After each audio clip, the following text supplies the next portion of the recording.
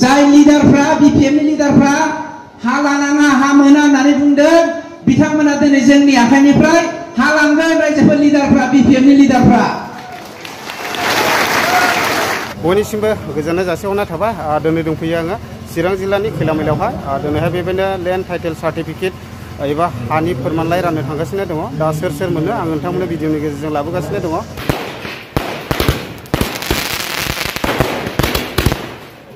दा नै बे आदामोना हानि सार्टिफिकेटखौ मोननो हाबाय दा आं आदामोननिफ्राय फंनैसो मिथिना लानो आदा नोंसिने अबेनिफ्राय जेनेबा आनन्द बिथिनि आनन्द बिथिनिफ्राय ने ओमफ्राय नोंथांमोना दे बे हानि लेखाखौ मोननो हाबाय दा नोंथांमोननि गोसोआव माबायदि गोजोननाय दं जेनेबा जोङो दिनैहाय बेखौनो नाजाबाय थादोंमोन सिगांनि सरकारावबो दानि सरकारावबो जों बेखौ नाजादोंमोन दा जोंनि हानि फाट्टाखौ जों मोनबाय दा मोननायनि थाखाय जों बिराद खुसि आरो रंजानाय मोनदों दिनै बिटिआर सरकारा जोंनोहाय एफा मोजां जोंनि संसारनि थाखायहाय जोंनोहाय होबाय दा बेजोंनो जों रुजु रुमाय गथ' गथाय जोङो जानो हालांनोसै दा बेनिखायनो जों बेखौ हानि फाट्टाखौ मोननायनि थाखाय जों बिराद रंजानायजों खुसि जादों दा नोंथांमोननि ओनसोलावहाय जेनेबा बेसेबांसो हानि फाट्टा मोनगोन बायदि जेनेबा जोंनि गेजेरावहायथ' जेनेबा जोंनियावहाय 600 बेसेबा होनदोंमोन दा जोङो बेखौ मोनग्रोबाय दा एसे उनावहाय बेखौ मोननो थांगासिनो दं दिनैनि बे लेन्ड टाइटेल सार्टिफिकेट हाबाफारियाव गाव गावनि हानि फोरमान बिलाइखौ लांनो फैनाय जोंनि अनजाथाव बिदा फंबाय रायजो राजा नोंथांमोन मानगिरि श्री प्रमद बर' बिथांनि दैदेननायाव जोंनि सरकारा बेफोर हाबाफारिखौ सेकेन्ड फेज हिसाबै दाखालिनिफ्राय जोङो मावजेनबाय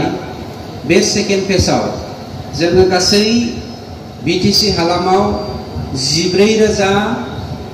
न'खरनो जोङो हानि पाट्टा होनो थांगासिनो दङ फरेस्ट डिपार्टमेन्टआव बेनिनो जोंनि नैबे चिरां जिल्लायाव 5,134 न'खरनो जोङो हानि पाट्टा होगोन आरो जोंनि नैबे खैलामैला हालामावहाय मालिबिथा खैलामैला आनन्द बिथिनि आमथेखा बेफोर जायगायाव जोङो गासै 2,368 न'खरनो जों हानि 3,028 न'खरनो जोङो हानि फोरमान बिलाइ होगोन मालिबिथायाव 420 न'खर आनन्द बिथिनियाव 260 न'खर आमथेखायाव 710 न'खर आरो खैलामैलायाव 1,237 न'खर गासै 3,028 न'खर दिनै जोङो 3,25,000निख्रुइबो बांसिन मानसिनि न'खरनि हानि जेंनाखौ जोङो फोजोबबाय जोंनि नैबे बिजनेस सार्कलनि सिङाव जोङो 4,000 न'खरनो हानि पाट्टा होबाय बेनिनो नोंथांमोननि नैबे खैलामैला हालामाव जोङो 520 न'खरनो हानि पाट्टाखौ रेभिनिउ डिपार्टमेन्टनिफ्राय होनो हाबाय बिनि थाखायबो जों खेबसे आखाइ खबनि जोंनि नैबे निसिमा बियाबनि बिपिएफनि दैदेनगिरिफ्रा बुंदोंमोन बे साला फेरेंगा जाम्बा प्रमद जाम्बाया हा होनो हायो नामा होननानै बिपिएफनि लिडारफ्रा जोंनि बिपिएफफ्रा एप्लाइ खालामनाङा हाखौ मोनखाया होनो हाया होननानै बुंनानै बिपिएफनि मानसिफोरनो हा मोननायनि थाखाय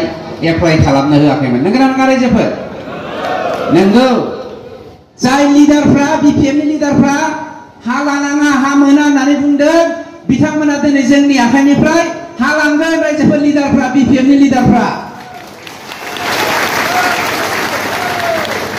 हयथ' खनायाव जिरायना दंफैयो खोमा साला फेरेंगा बोरायनि आखाइखौ लाथानोसैना होननानै नंगौ बाथ्राया सैथो आंनि आइनो आंनि आफानो आंनि आनैनो आंनि मादैनो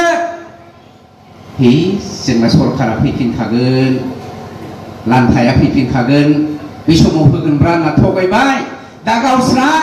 फेरेंगा बोरायनि आखाइनिफ्राय हाखौ लानो नागिरबाय बेसेबां लासिंसिं बाथ्रा बै जोंनि बिपिएफनि रायजो राजाफोरखौ खावलायदों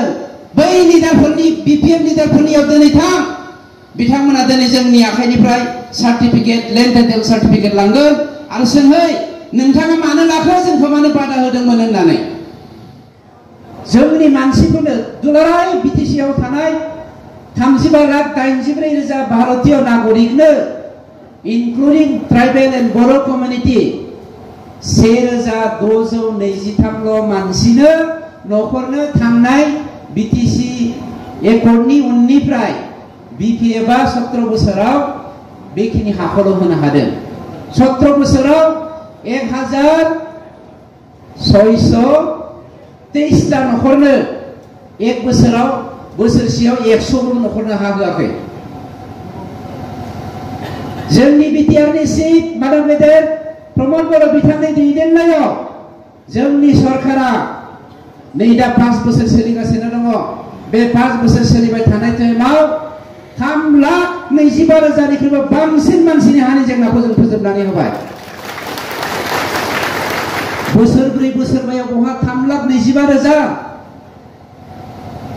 बिपिएफनि समाव बहा 1,600 आकाश पाताल डिफारेन्स बेखौनो होनो सोलायनाय बेनो सोलायनाय